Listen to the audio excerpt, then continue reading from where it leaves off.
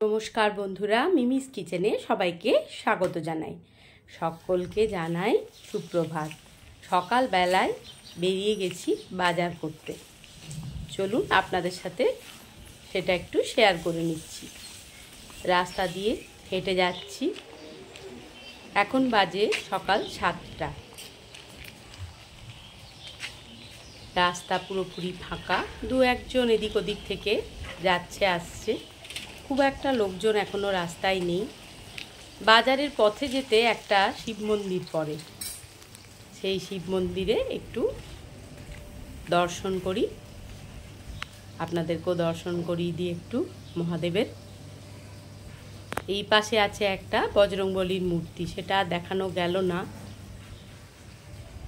চলুন আবারও হাঁটা শুরু করলাম।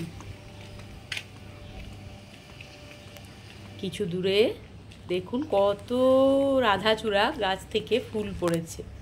কৃষ্ণচূড়া হয় লালচে কমলা, আর রাধাচূড়া হয় হলুদ। কি ভাল লাগছে, পুরো রাস্তা জুড়ে হলুদ ফুল।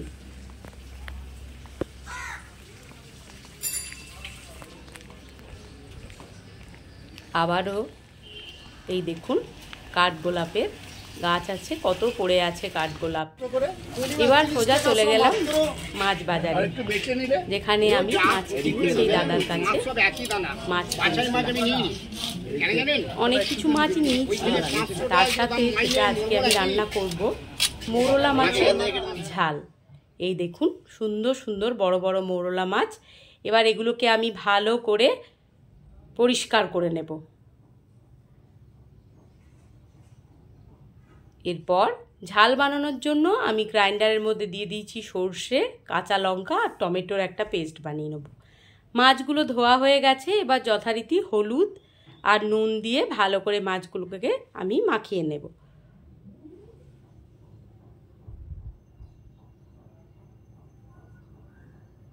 প্রচুর ছোট মাছে তো জানেন প্রচুর ক্যালসিয়াম থাকে। এবার আমি কড়াই বসিয়ে দিয়েছি, কড়াইয়ে দিয়ে দিলাম সর্ষের তেল, আর গরমে খাওয়াও ভালো। এরপর মাছগুলোকে আমি ভালো করে ভাজা ভাজা করে নেব।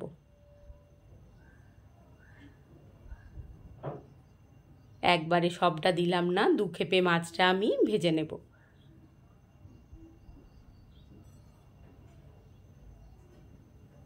মাছ ভাজা হয়ে গেছে, এবার তেলের মধ্যে আমি দিয়ে দিলাম 5 ফোড়ন। 5 ফোড়নটা যখন সুন্দর গন্ধ ছাড়বে, তখন আমি দিয়ে দেবো ওর মধ্যে কাঁচা লঙ্কা, চিড়ে রাখা কাঁচা লঙ্কা। ঝাল যে যার স্বাদ অনুযায়ী খাবেন। আমি একটু ঝাল খেতে পছন্দ করি, তো ঝাল একটু বেশিই দিই। এরপর আলু, সরু সরু করে পাতলা পাতলা আলু অর্ধেকটা আমি দিয়েছি, আর পেঁয়াজ, একটা পেঁয়াজ, সেটা আমি দিয়ে দিলাম তেলের মধ্যে। এবার ভালো করে ভেজে নেব।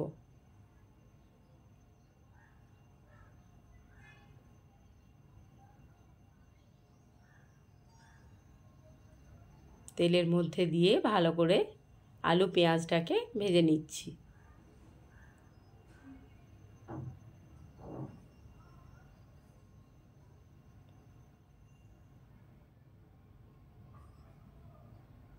এরপর দিয়ে দিচ্ছি আমি নুন, আর দেব অল্প পরিমাণে মিষ্টি, সেটা একটু পরে দেবো। এবার দিয়ে দিলাম হলুদ।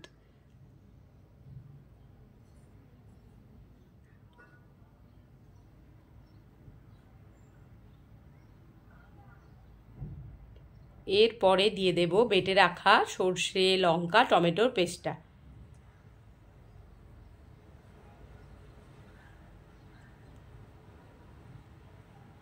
এবার আবারও খুন্তি দিয়ে ভালো করে নাড়াচাড়া করে নিচ্ছি।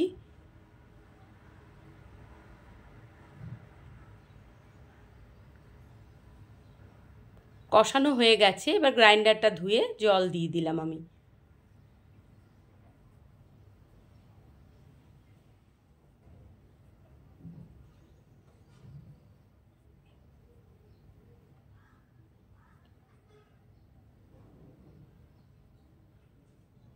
এরপর দিয়ে দেব একটা ঢাকনা বন্ধ করে। আলুটা একটু সেদ্ধ হবে। আলু প্রায় সেদ্ধ হয়ে গেছে, এবার মাছগুলো আমি দিয়ে দিচ্ছি।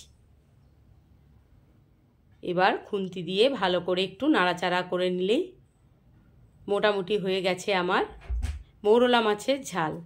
আপনারা চাইলে ওপর থেকে একটু ধনেপাতা দিতে পারেন। আমার বাড়িতে অনেকেই ধনেপাতা খায় না, তাই আমি ধনেপাতা আর দিলাম না। গরম ভাতের সাথে খুব ভালো লাগবে। একটু অল্প পরিমাণে মিষ্টি আমি দিলাম, বলেছিলাম যে মিষ্টিটা আমি পরে দেব স্বাদের ব্যালেন্সটা ঠিকঠাক করার জন্য। ব্যাস তৈরি হয়ে গেছে আমার মোরলা মাছের ঝাল। ভিডিওটি ভালো লাগলে like, comment, share and subscribe করে আমার পাশে আপনারা এভাবেই থাকবেন।